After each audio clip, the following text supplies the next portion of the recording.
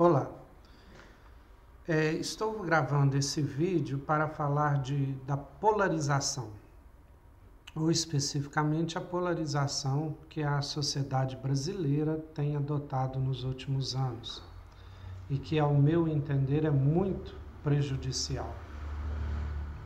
O que é a polarização? Polarização vem de polos. Quando a gente pensa em polos, a gente pensa em dois extremos. Por exemplo, Polo Sul e Polo Norte, né? Seja no planeta Terra ou seja nos ímãs, né? Que tem o Polo Norte e o Polo Sul. Então, a sociedade brasileira, nos últimos tempos, eu tenho observado, principalmente depois da eleição da Dilma e do Aécio Neves, que a sociedade brasileira tem se polarizado em uma situação ou em outra.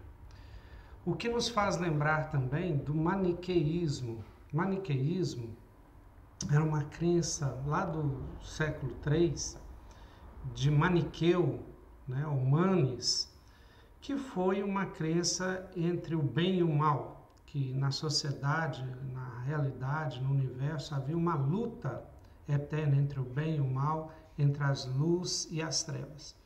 E a sociedade brasileira hoje tem se caracterizado por assumir essas posições extremas. Ou a pessoa está no lado bom ou está no lado mal. Então isso se manifesta na política, né, entre a esquerda e a direita.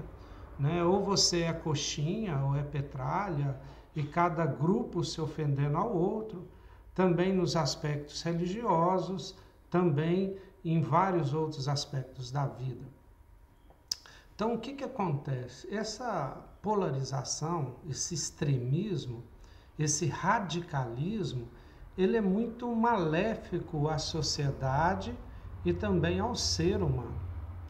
Desde as primeiras escolas éticas, seja orientais, através do Buda, né, do pensamento do Buda, do Siddhartha Gautama, ou seja, do pensamento aristotélico aqui no Ocidente, tem se defendido a ideia do equilíbrio, a ideia do meio termo entre os extremos.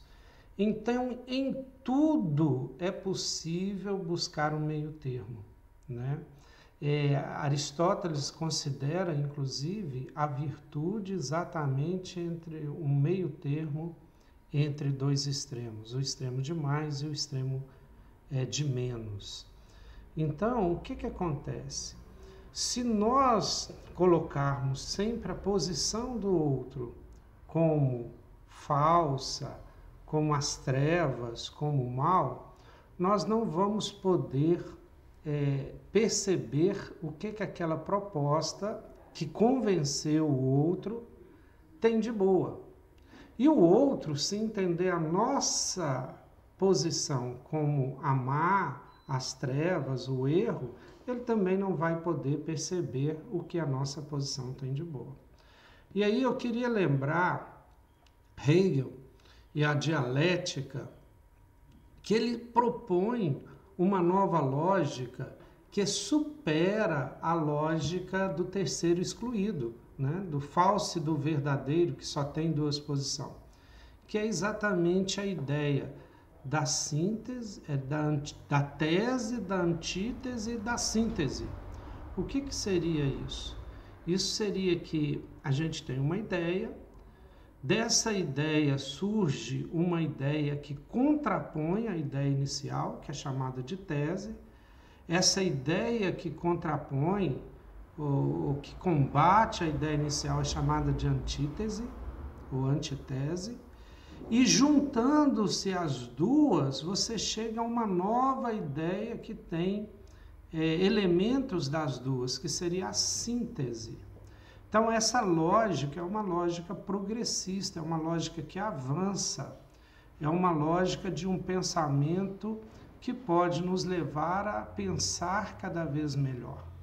Então, é isso que eu queria propor a todos os brasileiros, que refletissem e pensassem que entre extremos há sempre um meio termo, um caminho do meio, como dizia Buda. Vamos buscar esse caminho do meio, essa síntese, que eu acredito que todos nós podemos avançar pensando assim. Muito obrigado. Hoje é dia 20 de abril de 2020 e quem puder se inscreva no canal. Obrigado.